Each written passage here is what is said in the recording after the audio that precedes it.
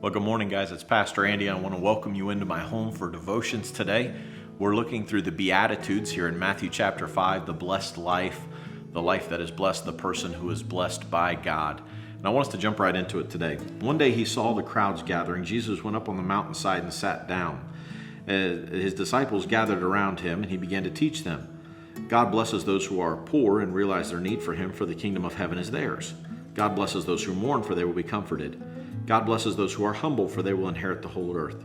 God blesses those who are hunger and thirst for justice, for they will be satisfied. God blesses those who are merciful, for they will be shown mercy. God blesses those whose hearts are pure, for they will see God. And here's the one for today. God blesses those who work for peace, for they will be called the children of God. Peacemakers will be called the children of God. Now, is that talking about if I'm a peacemaker, I'm automatically a child of God? Well, no, in Bible times, they would use this child of as an associated word. Jesus or John the Baptist called people who were around him, the Pharisees, a brood of vipers, children of snakes. That didn't mean they were literally a child of a snake. It meant that they were associated with that because of their actions. So this word children of God is an association because we are acting like the person we're being associated with. So what it's saying here is when I am a peacemaker, I am associating myself with God because he's the ultimate peacemaker. He's the one who came and brought peace between God and man. And he did that through the cross. But peacemakers, there's a lot of people that could be described as peace takers. When they show up into a room, it just turns into chaos and they bring conflict with them. And they're not peaceful people. But there are others who are. We can also get the idea that a peacemaker in our minds could be someone who's weak, who's not willing to face things, who kind of just avoids certain things for the sake of the peace.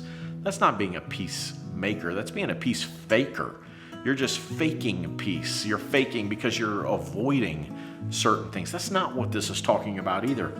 The Apostle Paul tells us in Colossians, he said, that God has reconciled to himself all things, making peace by the blood of his cross. Through the cross, we see God's kind of peacemaking. It's costly, it's painful, it's serious. It's dealing with the issues head on. It's not avoiding or hiding, but it's dealing with what needs to be dealt with. It's facing it head on again. So it leads me to ask this question. What difficult circumstances or relationships are you avoiding for the sake of peace? What are you not dealing with in your life, avoiding, pretending like it doesn't exist just so you can have some peace? Can I tell you that's not necessarily real peace?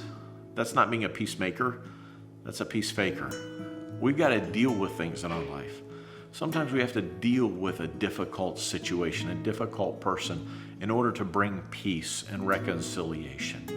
Don't be a peace faker. Be a peacemaker. Don't be a peace taker either. Let's be people who reconcile relationships, reconcile people. Let's be peacemakers. There's a quote from Thomas à Kempis who says, "All men desire peace, but very few desire those things that make for peace." We all want peace, but are we willing to do what it takes in order to have true peace? I encourage you, get in God's Word. See what he talks about for peace. See what he wants you to do for your own life. Get in it, God's Word. See what he has for you. And until tomorrow, God bless you and have a great day.